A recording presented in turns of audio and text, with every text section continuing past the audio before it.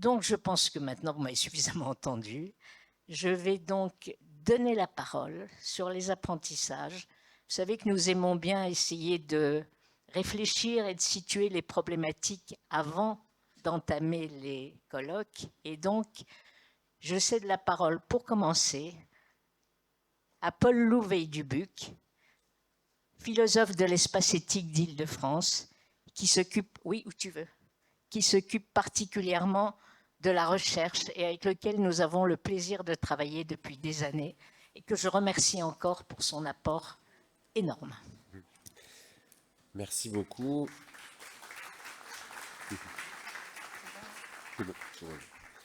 Merci beaucoup, Marie-Christine. Merci beaucoup au groupe Polyhandicap France pour la confiance qu'il me donne, qu'il donne à l'espace éthique Île-de-France depuis longtemps.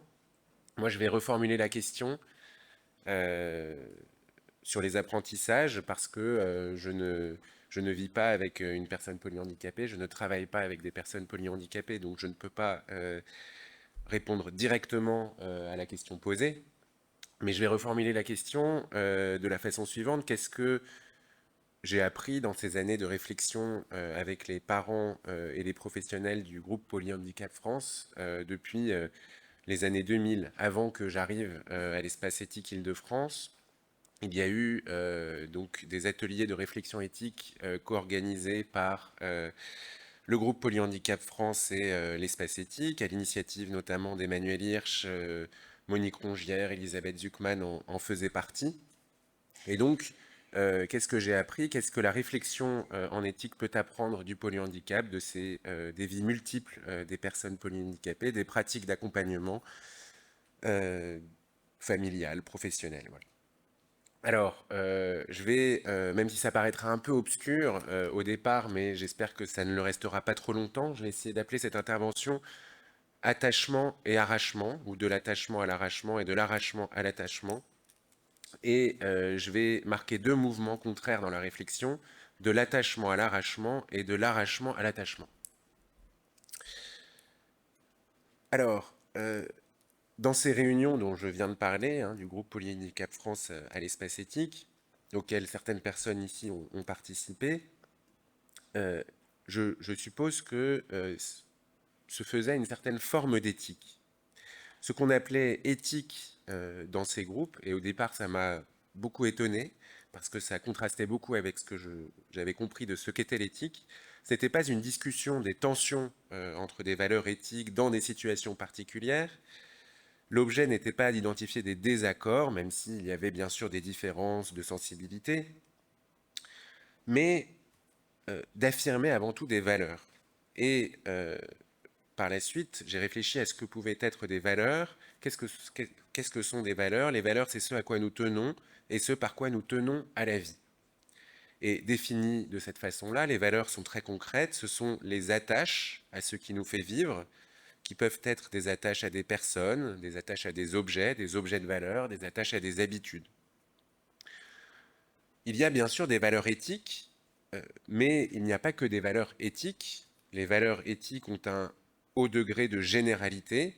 On pourrait dire que les valeurs éthiques, comme la bienveillance, l'autonomie, protègent ces valeurs plus particulières, ces valeurs plus concrètes, qui sont donc les attaches à ce qui nous fait vivre, aux personnes, aux objets, aux habitudes, etc.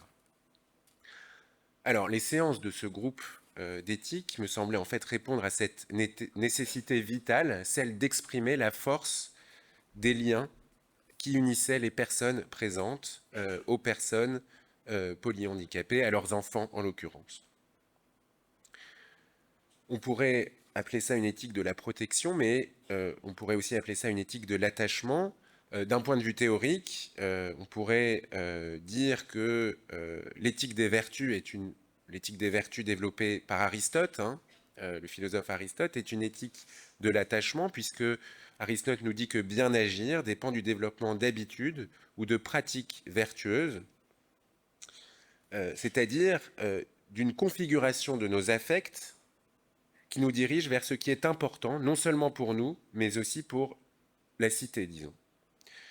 Puis il y a aussi les éthiques du care, qui peuvent être qualifiées d'éthiques de l'attachement, qui affirment l'importance de nos attachements, de nos interdépendances, et inversement l'injustice d'un déni de ces interdépendances humaines. J'y reviendrai. Mais ce qui me semble important, c'est que ce qu'on appelle éthique ne devrait peut-être pas se résumer à ça. Il y a une autre forme d'éthique qui ne consiste pas à cultiver les attachements, et on pourrait partir d'une phrase d'Emmanuel Kant dans la fondation de la métaphysique des mœurs, où il écrit, peut-être que vous la connaissez, « Le sang-froid d'un scélérat ne le rend pas seulement beaucoup plus dangereux, il le rend aussi à nos yeux plus détestable encore que nous ne l'eussions jugé sans cela. » Autrement dit, les vertus pour Kant ne sont pas mauvaises en soi, mais elles ne sont pas non plus bonnes en soi. Elles n'ont pas de valeur morale en elles-mêmes.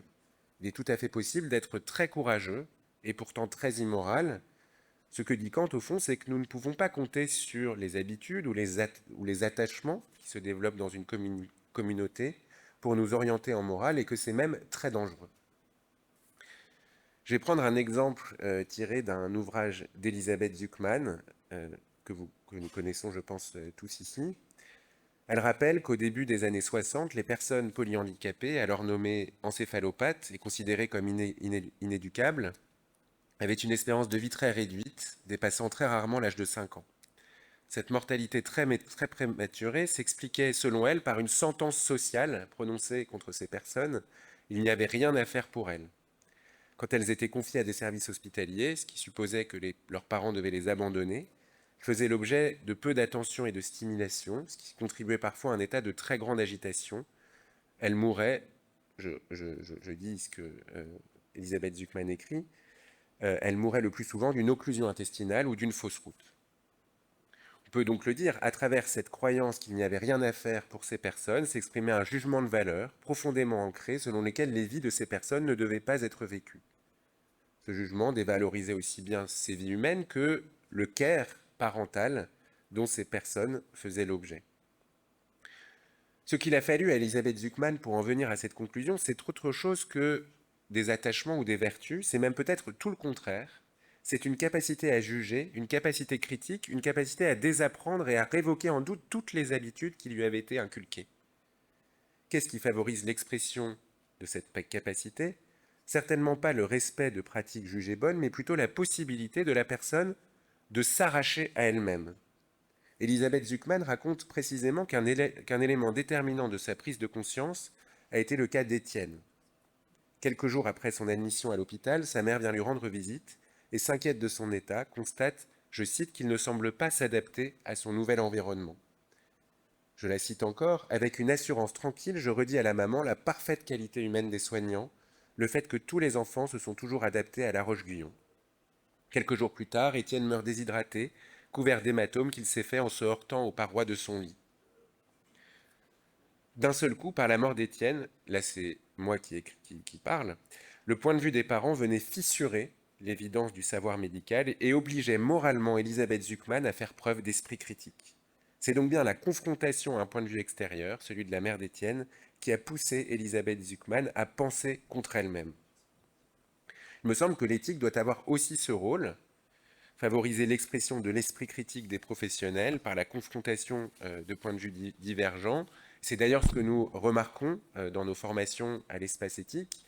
Les personnes qui s'y inscrivent expriment parfois un désaccord avec leurs collègues ou le fonctionnement de leur service, désaccord qu'il leur est en fait impossible d'exprimer à leurs collègues ou dans leur lieu de travail. Parfois, ce n'est pas seulement un désaccord qui s'exprime, mais vraiment la crainte de participer à une action malfaisante et la crainte d'être déformé, désensibilisé, à force d'évoluer dans leur environnement de travail. Donc, je dirais que l'attachement est bien sûr fondamental, mais que l'arrachement l'est également, et qu'en réalité, les deux sont utiles dans la réflexion, et qu'il y a un problème à voir l'éthique uniquement comme l'affirmation d'un attachement. Maintenant, j'aimerais entamer le second mouvement contraire, qui ne concerne non plus l'éthique, mais plutôt l'injustice. D'abord, il y a une nécessité à penser l'injustice liée au handicap contre une tendance à ne pas la penser et à considérer le handicap sous le signe seulement du malheur ou de la souffrance. Un rapport de 2022 de la Commission nationale consultative des droits de l'homme, qui porte sur les préjugés, les discriminations que subissent les personnes en situation de handicap montre que les gens tendent à considérer le handicap sous le signe du malheur ou de la souffrance. Ce regard compassionnel est peut-être doublement problématique. D'abord, il impose une norme, un jugement de valeur sur le handicap. Être handicapé ou avoir un enfant handicapé serait nécessairement un malheur. En réponse à cette idée, on pourrait citer une citation de Montaigne que personnellement j'aime beaucoup. Et si la fortune fournissant simplement de matière, c'est à nous de lui donner la forme. Fortune s'entendant ici comme hasard, à peu près. Il y a deux idées dans cette phrase. Premièrement, un événement n'est jamais triste, malheureux ou tragique en lui-même. C'est toujours nous qui lui donnons une forme malheureuse, tragique ou triste. Mais deuxième idée, quand bien même l'événement serait considéré comme triste, malheureux ou tragique, et après tout, on a tous le droit de penser qu'il l'est, cet événement ne détermine pas du tout les façons dont se compose ou se recompose la vie à partir de cet événement. Il y a une infinité de façons de vivre un événement, d'y faire face, selon les conditions de vie, mais aussi selon les valeurs des personnes. Le deuxième problème que je vois dans cette vision du handicap, dans ce dolorisme, c'est que ce dolorisme fait du handicap une affaire individuelle ou familiale, mais en fait assez peu une affaire politique. Et en ce sens, ce dolorisme peut conduire à justifier certaines situations d'isolement des personnes handicapées et de leurs accompagnants. Je fais un bref retour vers une réflexion que j'ai faite dans un livre sur les inégalités sociales de santé qui peut éclairer nos réflexions sur le handicap. Je pense qu'il y a deux façons de justifier une situation, de l'accepter moralement. Soit nous considérons que cette situation est juste, par exemple quand nous répartissons une somme d'argent entre plusieurs personnes, soit nous considérons qu'elle n'est pas injuste, ce qui n'est pas exactement la même chose, c'est-à-dire qu'elle n'est ni juste ni injuste, ce qu'on pourrait appeler ajuste, par analogie avec la morale. Qu'est-ce qui peut être considéré comme ajuste si une météorite tombait maintenant sur nous? Nous pourrions dire que c'est dramatique, que c'est une catastrophe, que c'est un grand malheur, mais nous aurions quand même du mal à dire que c'est injuste. Le hasard pur n'est pas injuste. Pourquoi? Parce que l'injustice suppose un mal qui soit le résultat d'une organisation sociale. Mais précisément, un hasard pur, ça n'existe pas, ou quasiment pas. Il y a la météorite peut-être, mais si on prend l'exemple de la foudre frappe au hasard, et pourtant même face à la foudre, nous sommes inégalement protégés par des paratonnerres. Et donc, comme un hasard pur, ça n'existe pas, dire que quelque chose est juste malheureux, n'est pas injuste, procède toujours d'un mensonge politique qui a pour effet de faire porter aux individus la responsabilité de ce qui leur arrive. Quand on glorifie les vertus professionnelles et humaines des accompagnants, quand on glorifie l'amour des parents pour leurs enfants polyhandicapés, on a bien sûr raison de le faire, mais à condition qu'on ne s'en tienne pas à cette glorification et qu'elle ne soit pas l'occasion d'abandonner les personnes polyhandicapées et leurs familles. Comme le rappelle Eva Kittet, philosophe du Caire, maman d'une personne polyhandicapée, rien ne serait pire que l'éthique du Caire soit réduite à la sphère intime et surtout déconnectée de la société, de la sphère politique, qu'elle soit dépolitisée. Le Caire passe aussi par des habitudes sociales, par l'aménagement des villes, par les systèmes de soins, par la bienveillance des regards, etc. etc. Il faut donc penser l'injustice, mais précisément, quelles sont ces injustices et comment les caractériser? Là encore, j'ai appris quelque chose en fréquentant le groupe Polyhandicap France, qui m'a sensibilisé à l'importance de bien qualifier les injustices et surtout de reconnaître que plusieurs formes d'injustice peuvent exister et coexister.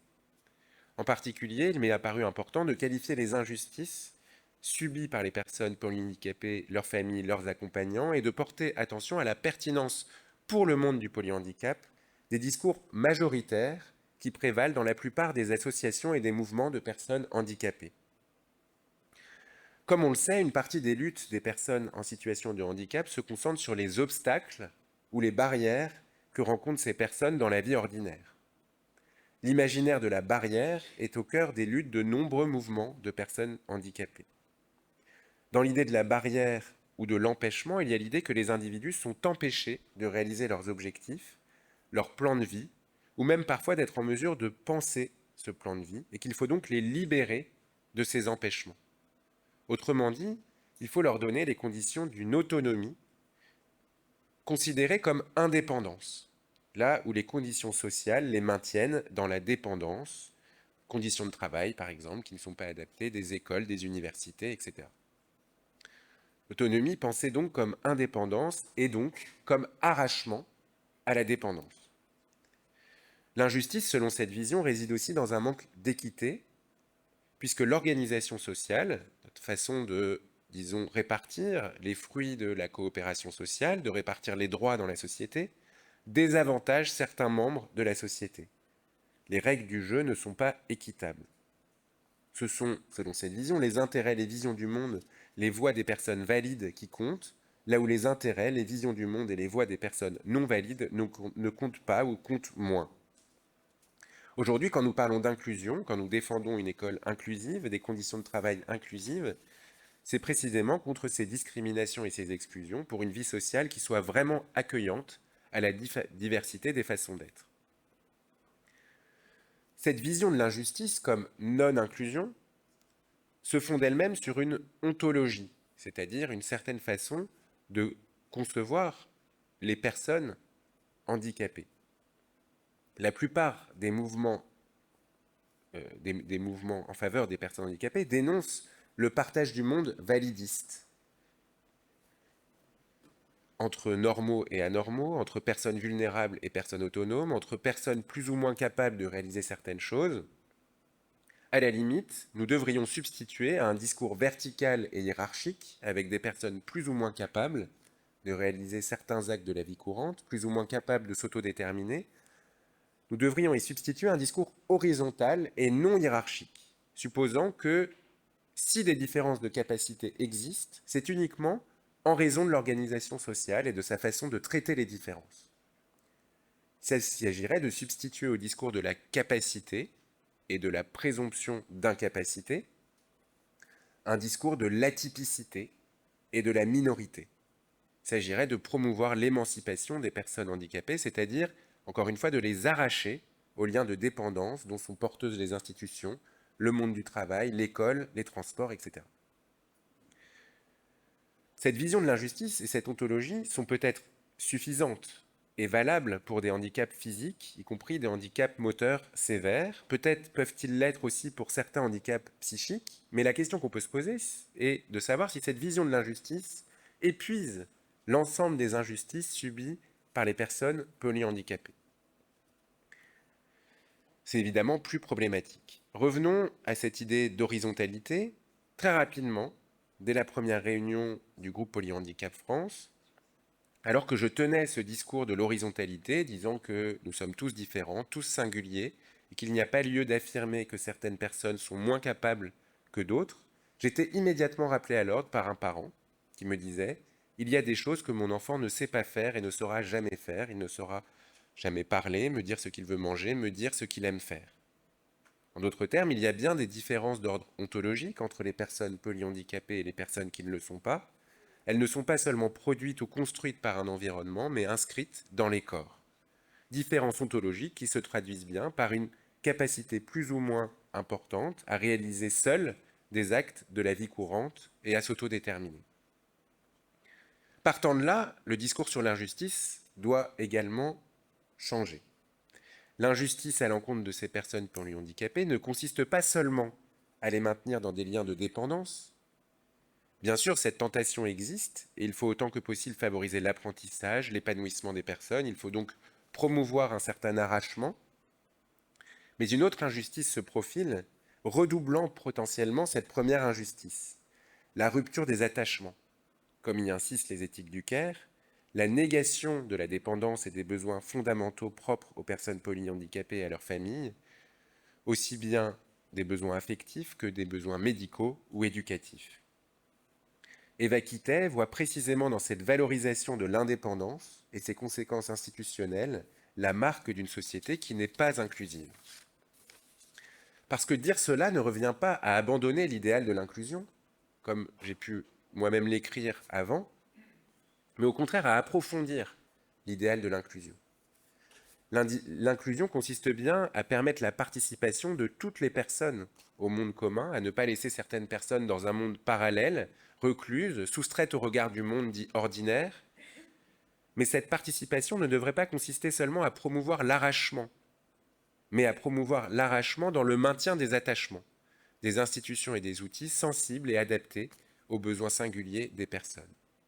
Promouvoir l'arrachement dans le maintien des attachements, tel pourrait être l'objectif d'une inclusion repensée, une inclusion qui ne soit pas seulement taillée pour le monde du polyhandicap, mais en fait pour toutes les formes de handicap et même pour toutes les vies en général. Voilà, je vous remercie de m'avoir écouté.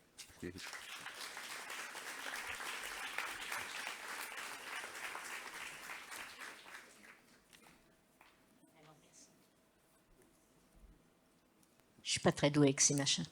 Merci mon cher Paul Loup, une fois de plus, c'était exactement ça, c'était tout à fait brillant. Moi je retiens deux choses, je ne suis évidemment pas philosophe, mais je pense toujours, c'était aussi une des grandes phrases d'Elisabeth Zuckman que tu viens d'illustrer magnifiquement, à cette phrase fantastique de Bergson qui dit « L'avenir n'est pas ce qui adviendra, c'est ce que nous en ferons ». Et je trouve que c'est tellement ça à quoi nous sommes confrontés toujours. Et puis, je garde aussi cette idée, parce que je pense que là, nous la partageons tous. Et bon, allez, moi aussi, je vais me permettre une injustice et une petite préférence, et notamment les parents. Les valeurs sont ce qui nous tient debout. C'est exactement ça, c'est ce que tu as dit au début.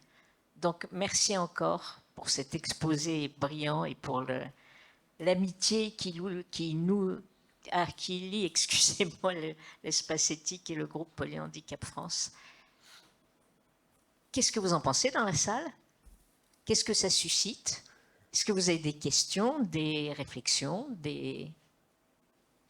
Alors, il y a forcément un courageux qui va intervenir le premier. Bravo, Madame Quazzo, bravo.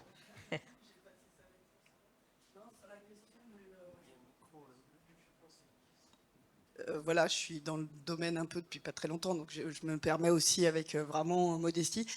Sur la question effectivement du handicap, qui est très très vu d'un point de vue interculturel, quand on se balade un peu en Afrique ou ailleurs, où c'est vu effectivement comme une malédiction, donc c'était plus pour appuyer, effectivement, il y a eu beaucoup d'écrits sur handicap, alors pour le coup c'est handicap, et effectivement interculturel, comment c'est pris en compte aussi par la spiritualité, voilà, je trouvais que c'était intéressant.